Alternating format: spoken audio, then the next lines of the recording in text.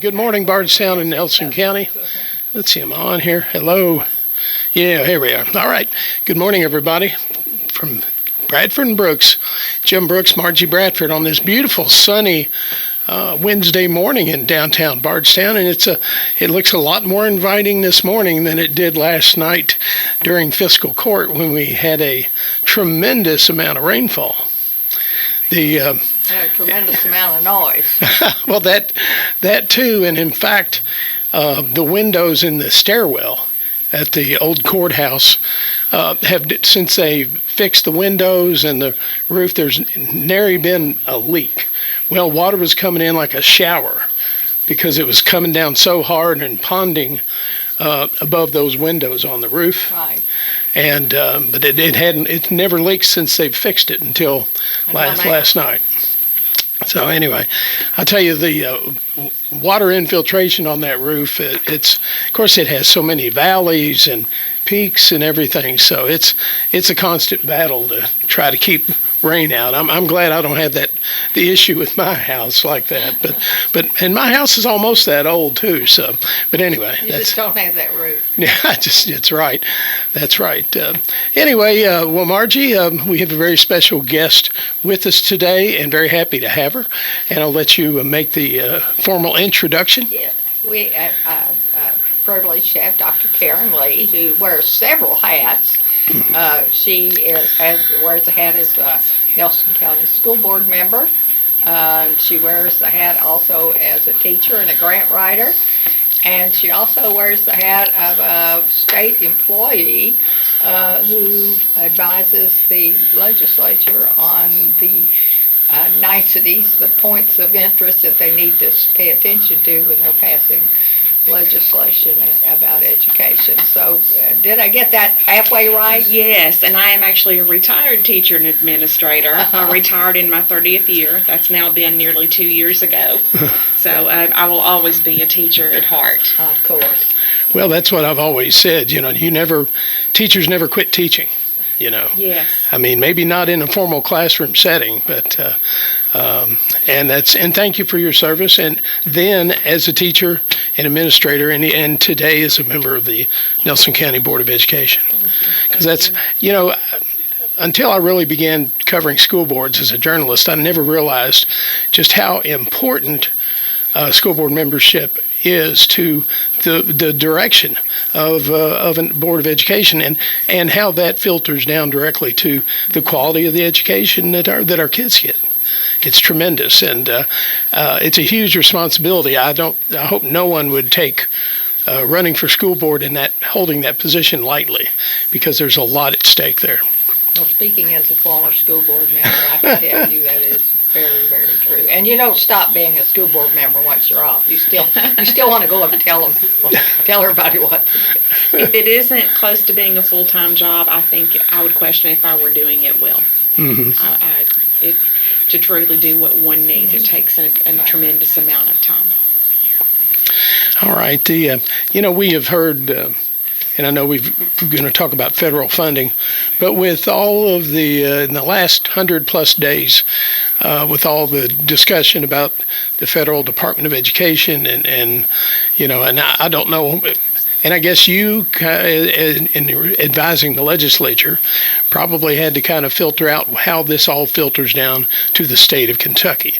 Anytime major change is happening on the federal level, I'm always concerned about the impact further down, on the state level, and then our legislators have to try to find a path forward in dealing with whatever changes may come from the federal government. Yes. So, anyway, and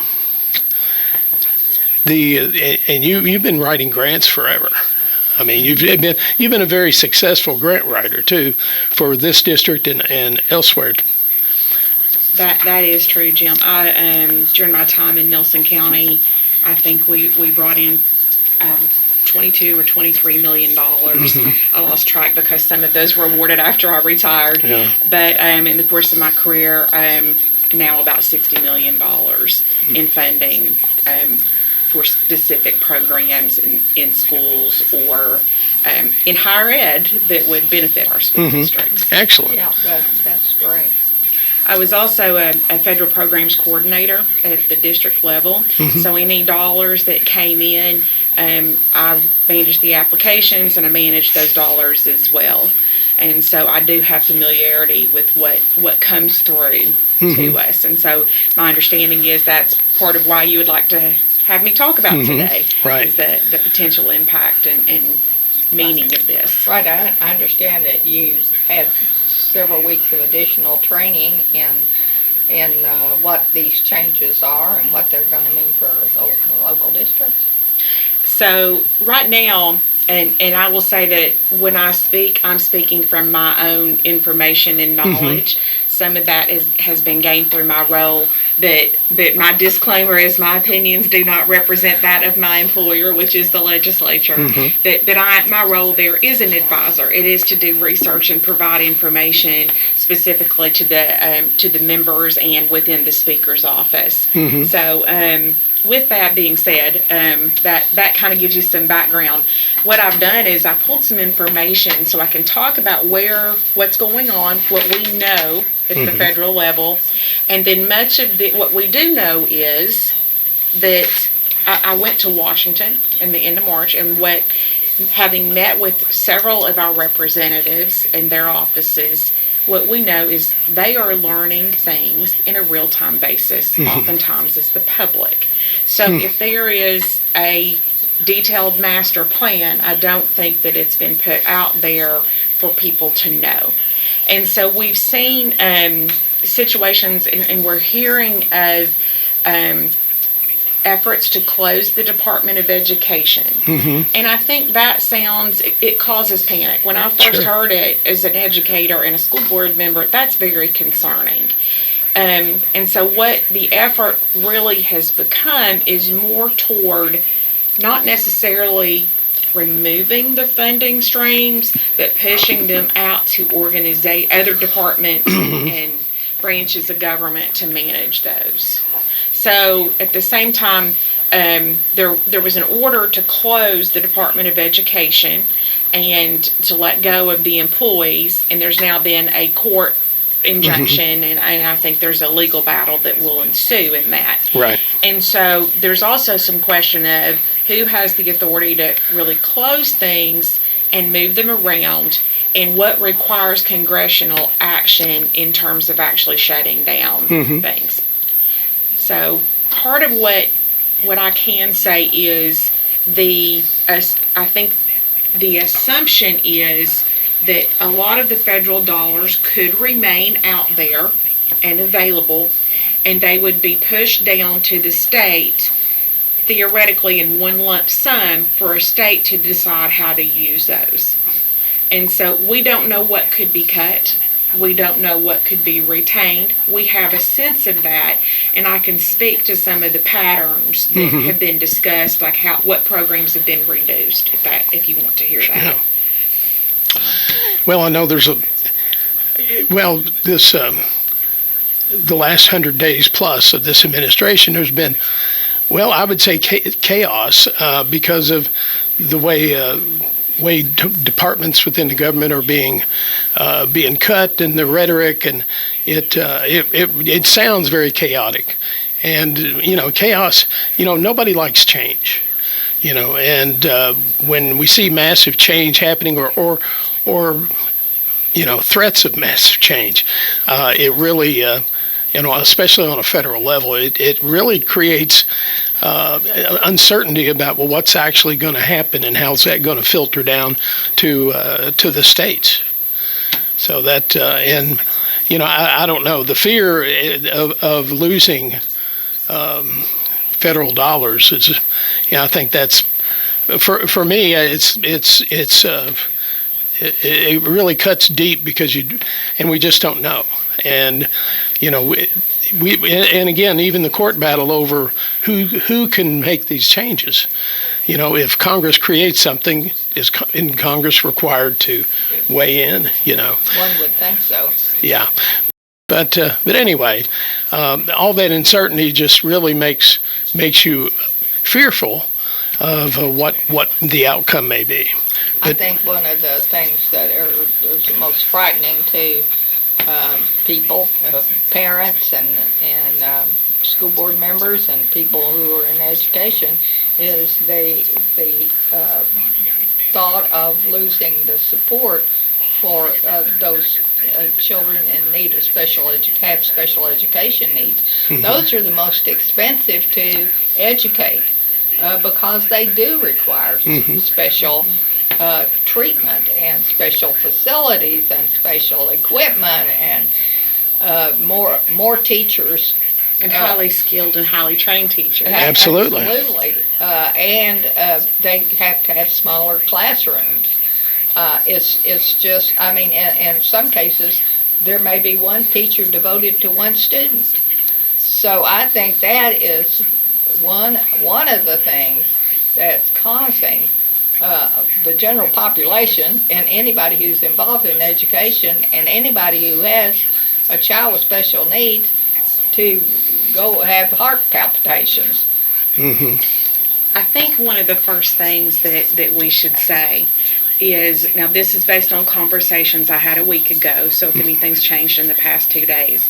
The good news is none of our local schools, as far as I know, have lost $1. Okay. So the funding that has been there is still there, and they're being told to anticipate that continues. Okay. So that's good news. It's absolutely. So I don't want people to come out and panic. Mm-hmm. The second thing that we need to acknowledge is we have a large amount of federal grants that come in locally, especially to Nelson County schools, and about 12 to 13 million in federal dollars that are unique to Nelson County and perhaps a few other districts in the state. Mm-hmm. Those funds have not been reduced or cut.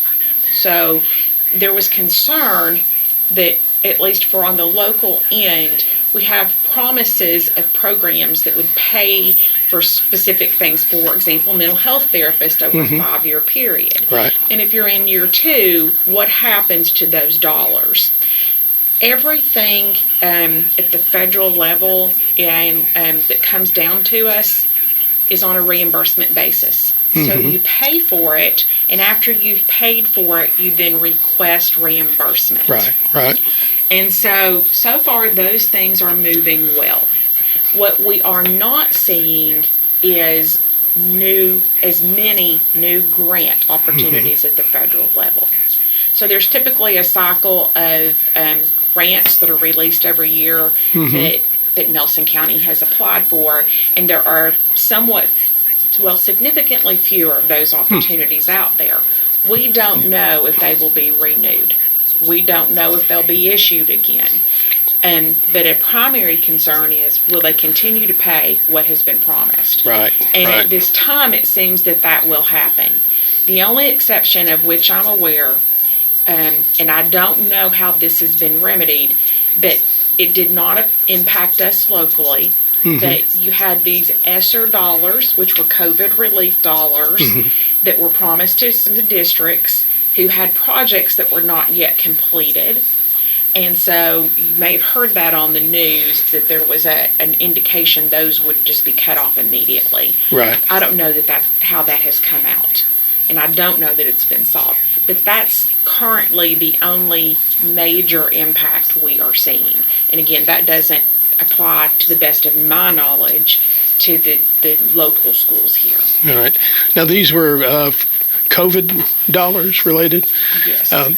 Well, I would expect at some point those would naturally terminate at some point. Yeah, but you would also expect that if they'd been promised to be paid, that they would be paid. Through a certain period of time, Right. yeah. And all indications have been that the majority programs will continue. And so the COVID dollars, districts were told up front that these had expiration dates, and we knew, at least 4 years in advance, that most of these funds would expire. And so districts were very mindful, for the most part, in how those funds were spent. And to give you an indication of why I think that is also important in this conversation, is currently Kentucky receives around $1 billion per year from federal funds to support education. When you added in the COVID dollars, they're called ESSER, but we'll call them COVID because I think most people will understand that. That amount was about $1.9 billion. Oh, wow. So it was a significant jump or climb. And I say this because when we're looking at information that is coming out, some of it is based on this $1.9 billion figure. And that's not. And- Is that in addition to the 1 billion? No, Oh, that's what that the is total with it. became. Oh, I see, okay. So sometimes when we see that a percentage of funding that has come, that goes into districts, it includes that money. And thankfully, districts knew that would expire. So when I'm looking at information, I'm looking at sources that base it on that $1 billion. And the best source, if you're wanting to see what's coming into Kentucky from the federal level, is to go to the Kentucky Department of Education website and do a Google search, and they have, it's called Federal Funding Allocations. You can look for that, and they have all the historical data across time, and you can see what those allocations have been every year for your local district.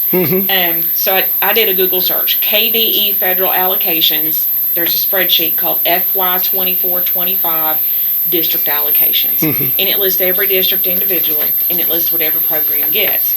And I did a comparison of back to 22-23. Right. That did not include ESSER dollars, COVID dollars. Right. That spreadsheet's your best way to track what's really coming in that is the subject of this conversation and concern. Okay.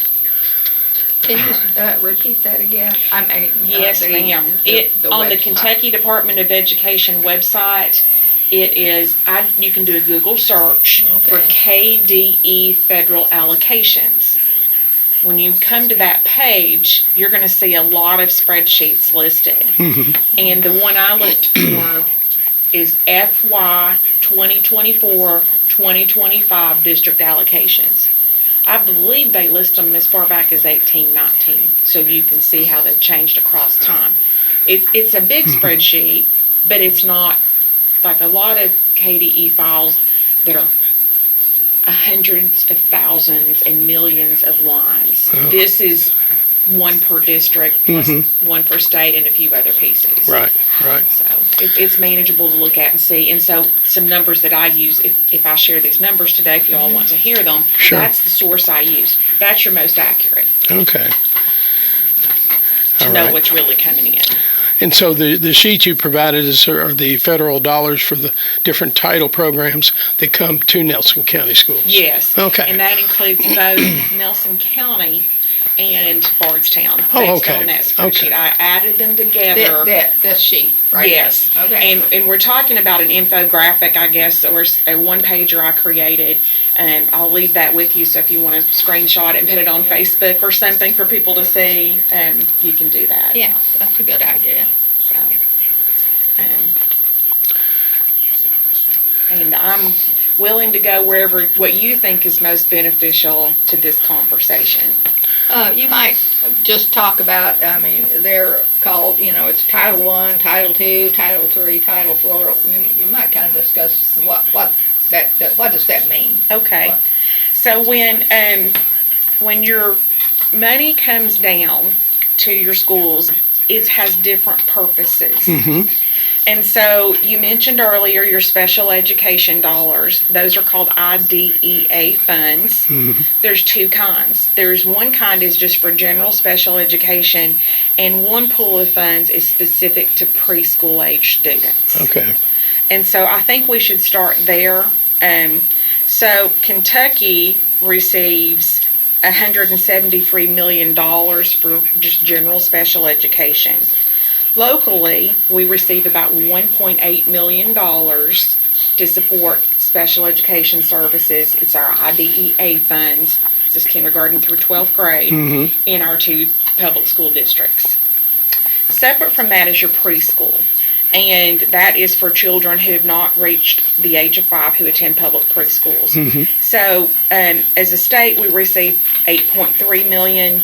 And locally, it's about 92,000, or 90, the newest numbers I saw, I pulled them this morning, closer to $99,000 now. And so I'm rounding numbers here because it's not practical in conversation to talk about dollars, specific $1 and cents. Right. And I will say, when you look at numbers, if you hear 92,000 and then you hear 99, it's because across the course of a year they make slight adjustments 3 to 4 times. So it depends on which, if you looked at it 2 weeks ago, it may look a little higher or lower. Right. All right. So that's special education. One thing I do not have information to fully talk about is that $1 billion includes your money for school lunch from the USDA. And the last amount I saw, if it is indeed accurate, was of that approximately $1 billion, $466 million were for school lunch in that year that they pulled. So I'm just trying to set it, we're looking at, according to the spreadsheet I talked about $545 million across the programs I'm describing here in total. So special ed is one of those, that's the IDEA dollars. And then the bulk of funding goes around what's called these Title I, Title II, Title III, Title IV. And these programs support directly teachers and students. They support the quality of education. They provide for teacher salaries, they provide for teacher training, and they provide for curriculum sometimes for students and programs.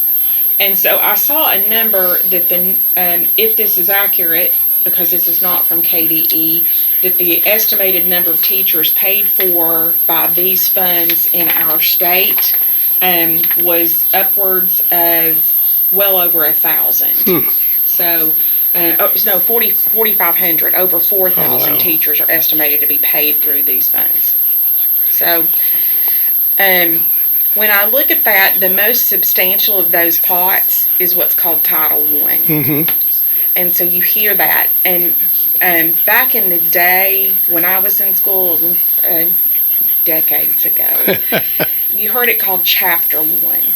Okay, and some of us that are in my age group may have heard of Chapter 1, now called Title I. And Kentucky, of that $1 billion, $258 million is Title I. So that's the largest single portion, greater even than IDEA. And it's because Title I, the purpose is it goes to schools whose population in that county or area is low income. And so it's low income in rural schools typically. Right. And so it's those that don't have a high local tax base, and that money is used and intended to help make up some of that difference. Right. So locally we received in our 2 districts about $1.3 million in Title I funding. So again, I know in Nelson County, most of our schools have at least one teaching position, sometimes 2, funded from this. Teaching assistants are oftentimes funded from this too. Okay. So, and that's common in many districts. So Title II is, there's been a lot of conversation around Title II for years, and is it needed? Right. Because it supports teacher recruitment and professional learning. It is a valuable resource. Sure. In Nelson County as a whole, including both districts, we have about $262,000 in Title II funds. That's our professional learning funds. That number has reduced significantly over the past 10 years. It has declined and continued to decline. I think it's been a little more stable the past few years, but it's been a program that's been in question for some time. So this 262 is indicative of what year?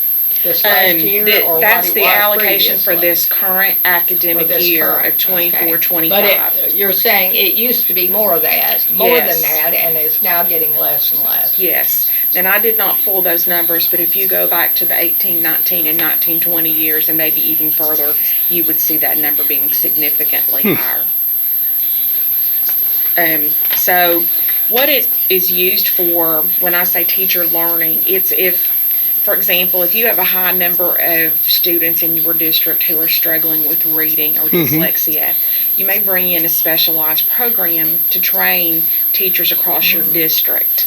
So it's like you may hear of Orton Gillingham training. That's something that has commonly been used. Nelson County, I heard you say earlier that Superintendent Bradley is coming next week to speak about the teacher training and teacher development programs that are in Nelson County. Title II dollars are used to help support that because it can be used to help a person attain their education or improve the quality of your teaching staff. Well, I remember in years past there were discussions at the school board level about cuts in professional development funding, Yes. so that would include the Title II funds. Yes. It was also cut at the state level. There Okay. used to be state allocations Yeah. specific to professional development that no longer exist. I won't say that they've totally disappeared. There's a pot of funds from the state called Flex Focus dollars. And it used to be they gave a specific amount for professional development. You can choose to take your Flex Focus money and move it and use it for professional development. Okay. It's not, I can't adequately say that money didn't just get shifted somewhere. I don't know that, but I know that there used to be a specific dollar amount that's no longer specific to You know, that. one of the things that the Kentucky Education Reform Act did was to establish I want to call it a mentorship, but maybe that's not the K-TIP. for where they use retired educators to mentor and to watch beginning teachers and to help them and in some cases finally end up saying maybe you should look at doing something else. But mostly what they were on there, what they did was to help these teachers to be able to manage their classroom, give them hints and tips and that kind of thing, and that's disappeared. We call that teacher induction, and it was the Kentucky Teacher Internship Program, and it also used experienced teachers, some of your highly qualified and best teachers. Well, that's what I said, educators. Yes, Yeah. very important. You're exactly right. Yeah. And there was funds for that. That's gone. And that's been gone a long time. It has. And some districts, such as Nelson County, have chosen to go ahead and continue that in some form or fashion. And that's an important part of new teacher induction in Nelson County, especially for that certification Well, program. we have a difficulty in finding enough teachers, finding enough qualified teachers in the subjects that we need them for. At least that's my understanding.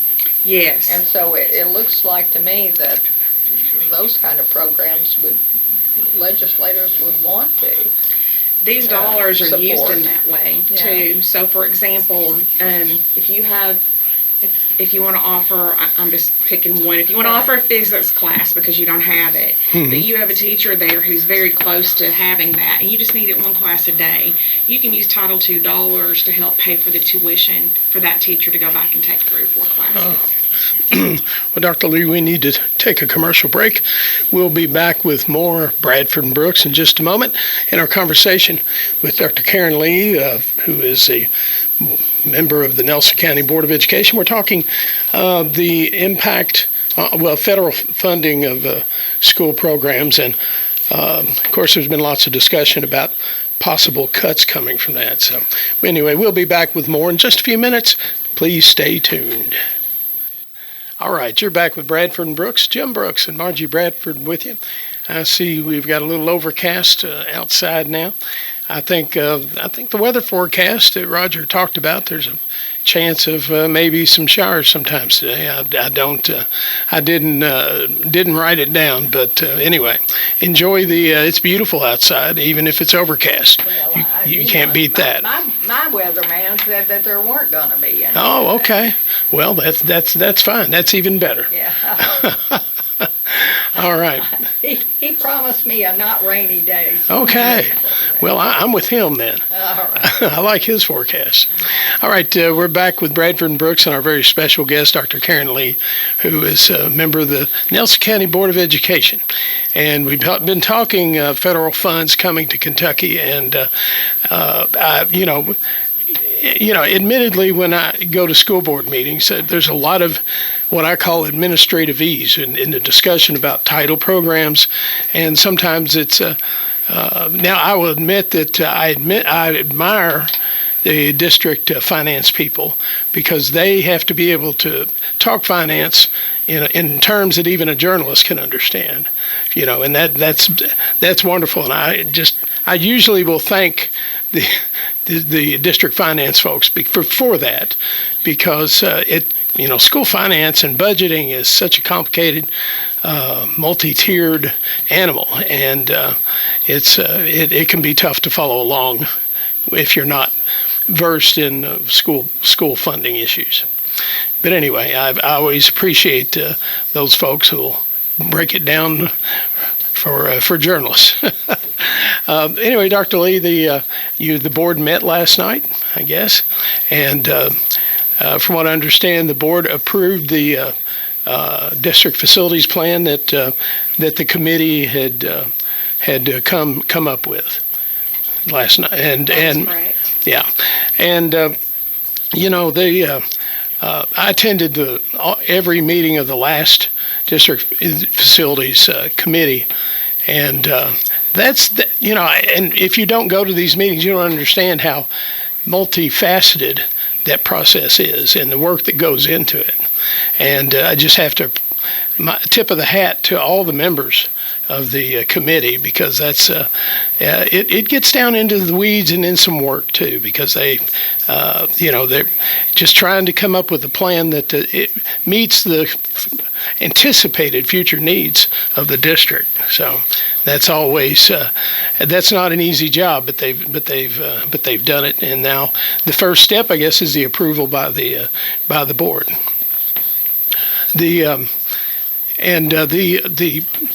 Just from my perspective now, the facilities plan is kind of a living document, because it sets a path forward, but the board sets the priorities, I assume. That's correct. Yeah. The LPC can choose to do that, but our LPC chose to leave it open so that the board could consider other scenarios and other information and adapt it.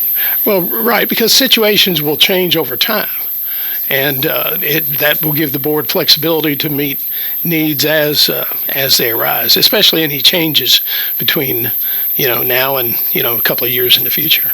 Yes, and I will say, yesterday, this has been a long process. This has been months and months and months. And we had 19 individuals who volunteered their time, and they were selected in accordance with the process established by statute and policy by our state, and that could be regulations, that could be statutes, that could be the State Board of Education. Right. It's a very specific process, and they met multiple times, at least 7 times. And so there was a tremendous amount of data out there, and there's a website, NCS, which stands for Nelson County Schools, NCS LPC. And I believe that's .org, I'm afraid to say, or .com, I don't know right off. NCS LPC, that's the website. And when you go into that, there is a link to the videos of every single meeting in that process. There is a link to the agenda, and when you go to the agenda, you can click on that and look at all the slides, and off of the slides that were presented, you can click more to see the data that was presented. Because what came out in the meetings, you have this efficient use of time. You may have an hour or two.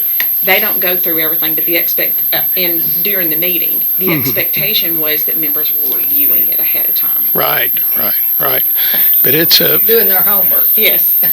it's a comprehensive a plan. It's not rubber stamping anything. It's a tremendous amount of information. I can't remember all of the experts. You look at demographics, you look at future trends for population. You have architects come in and talk about projects, et cetera, et cetera. So it's a really in-depth review of that, and they get this information to try to, of course, they're looking towards the future of the district and the potential needs and where they need how the existing facilities fit the anticipated future and need. by law, they have to do that. It's Yeah. required. It's required. How did the board approve? The board did approve the plan as presented by the LPC. And so, in going back, this is what I try to remember about the plan. It is a plan. And the unique thing about a facilities plan is you must have it and you can do nothing without it. You cannot do substantial renovations or changes to any building. And it's well known and discussed in this community that New Haven School has some tremendous needs. And without a current district facilities plan, there can be no action on that. You can do a roof repair or something, Right. but that's an emergency situation. But that doesn't by any means address the deeper issues in that school. And so you can do nothing without a plan. But the unique thing about a plan is you are not married and bound to do every single thing in there and spend the exact amounts of dollars. And it's not to say that people will just go change their mind. I believe that flexibility is there because as you move across time, the board has to take individual actions to vote through the different pieces. We will have to identify the order in which things are done. As you move across time, if there's a change in your community, in population, if there's some kind of big economic change, you have time to shift and adjust and reconvene that and make an adjustment to that plan. Right. Okay. Well, I can see, for example, in Hardin County, with the advent of the Blue Oval plant and the thousands of jobs. I mean, I can imagine being a school board member in Hardin County, and then suddenly you're going to have the potential influx of thousands of new residents and thousands of families, and and how that would change, the needs of their district. And of course we would be.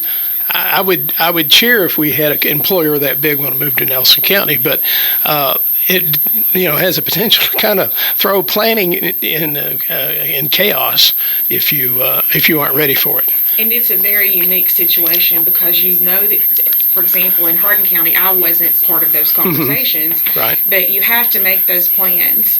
And then now what's happened is they built the facilities, but I understand they're being slower about opening those. So Right. the growth hasn't been there. Right. But you get into this situation of what if you don't, suddenly you have 500 new students and nowhere to put them. Right.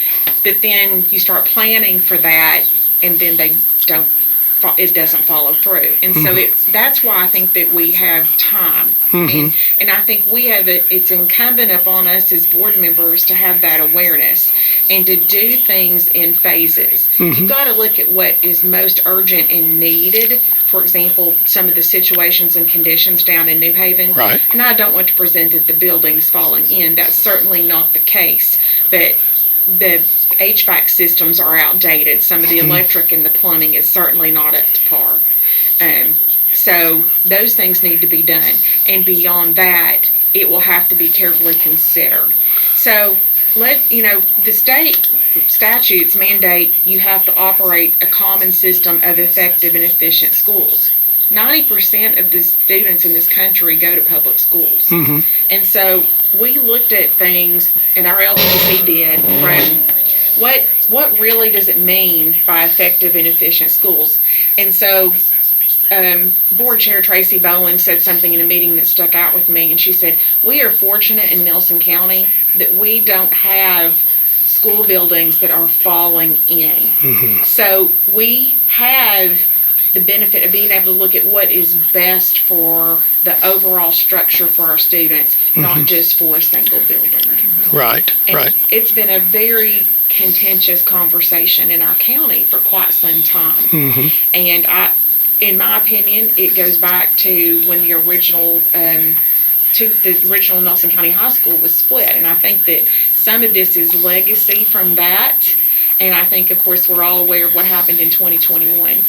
And Jim, I'm going to say that as a board member, what happened in 2021, its relevance is only, for me at the current time, what lessons do we need to learn from that process? And when I came in, I made it abundantly clear, my personal goal was that this process is authentic from the get-go, that we go in with a clean slate, that the process, if any adjustments are made to it, are in response to things that could have been better done in 2021, and that there be no predetermination of whatever needed to happen. Right, Because right. that needed to be new information. That was 4 years ago for one thing. But what does our community need, and what is best? So. Right. The board, since the last facilities plan, is kind of this process has been from my perspective, only as a journalist, the new LPC is a process that's been needed to get initiated. I think for some time now, for the district to be able to move forward, with any plans on any of the buildings to meet any of those needs. And I think, and so anyway, I was pleased to see it happen.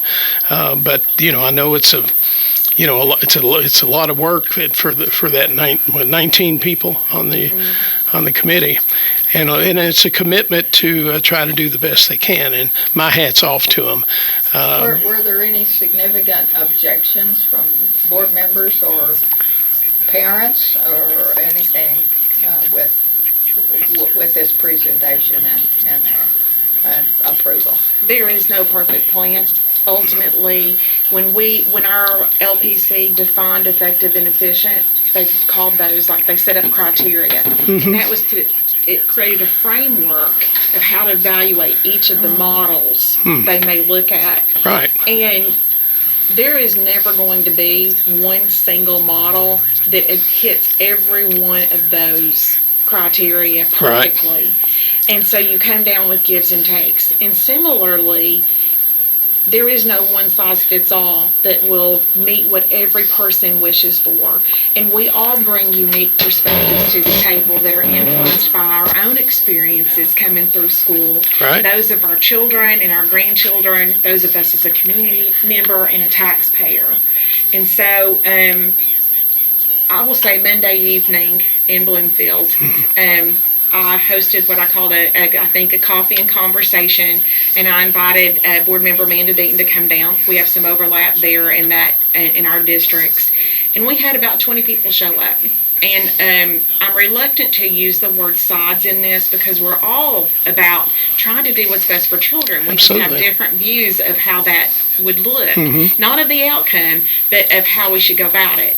And so it was such a good conversation, and several of the people who came were people who have been very involved and very vocal in different opposing sides. And what we experienced was people had an opportunity to really talk.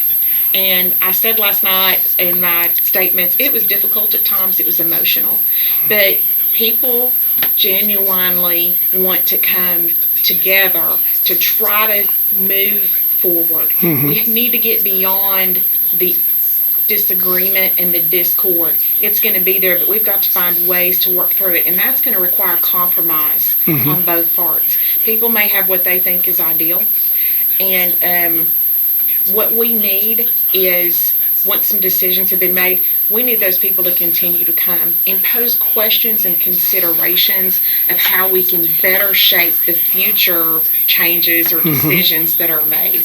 Because we know this plan is imperfect and there will be things that need to be modified, like anything that happens. Sure. But you got to start somewhere. And I hope that we can see more of what we saw Monday evening, where people give valuable feedback that we can build into designing things. Right, and, right. Moving with that. Excellent. Well, that sounds like a very productive conversation Monday night that you and Ms. Deaton had with members of the community. It was, and I remain committed to hearing everyone. I don't really make my mind up ahead of time at all by any means. It is important for me to have a very open mind and to weigh things. And I hear everything. I read it. I research and go back. And the one thing we have decided and talked about is all 5 board members is the reason you have 5 board members from different areas is not so that everybody agrees on everything. It's to ensure that things could be discussed.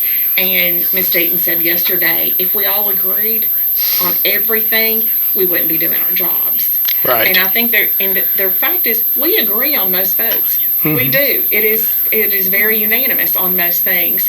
And as a board, we have been talking about committing to, we will vote what we vote, but then we will try to work together in the future, even if it was a decision we disagreed with, to try to make the best it can be for our community. Because we have so much at stake with our children. And that's the most important thing. Absolutely. Didn't you say that when you were campaigning, that the number one issue was disagreement? And Yes. I have said this publicly, but I went door to door and to over 1,000 homes. I wrote down on every street, I wrote the house numbers that I knocked on. If people answered or they didn't, I wrote it down. If they didn't answer, I went back. I hit most communities 4 times. And here's what I did also. I wrote down the concerns people had. And so what I ultimately did the past week was really go back over that notebook and look, what are the themes? And there are so many things things that people talk about, their dissatisfaction. Some of it's academics and some of it's sports, some of it's extracurriculars. There's a number of things. The one resounding theme across all, even those who didn't really know what the issues were, was we just got to stop fighting. We need to work together. Surely we can work together and move forward. And having conversations like we did Monday night is valuable. Absolutely. Comments at the board meeting are important, but they're one-sided, and meaning we can't have a true conversation of people acknowledging the humanity and being kind to one another, because we're all people. We have vested interests. We have children and grandchildren here, Right. and we want what's best for them, and we need to listen to each other and hear the other side so we can better adapt plans and make it the best it can be. All right. Well, Dr. Lee, we're just about down to the wire on Bradford and Brooks. Pardon me. Thank you so much for coming in today. We appreciate your time, because I know you've been a busy person lately, so we appreciate you making time in your schedule. Thank you. I think you all provide such a valuable service locally.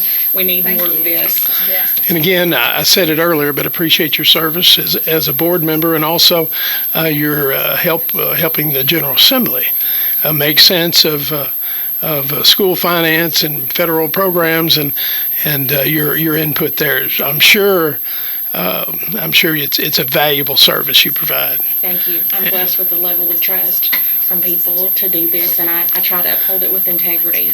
And thank you to everyone who provides me feedback. It's important. All right. Well, we'll continue to, and as a board member, I just want to thank you and the entire board for of course, this goes back before you came on the board, but the decision to record and publicly post all of the board meetings, and that is huge, because everybody can take time and watch the board meeting if you don't go there. Transparency. Absolutely. Anyway, well, that's going to do it for Bradford Brooks. And again, thank you, Dr. Lee. And Margie, thank you for getting in here tonight, this morning. Gracing you with my presence. Thank you. All right, well, Bradford Brooks will be back next Wednesday with another program. And so until then, have a great week, everybody. Get out and enjoy the sunshine I see outside on South 3rd Street. We'll see you next time. Have a great week.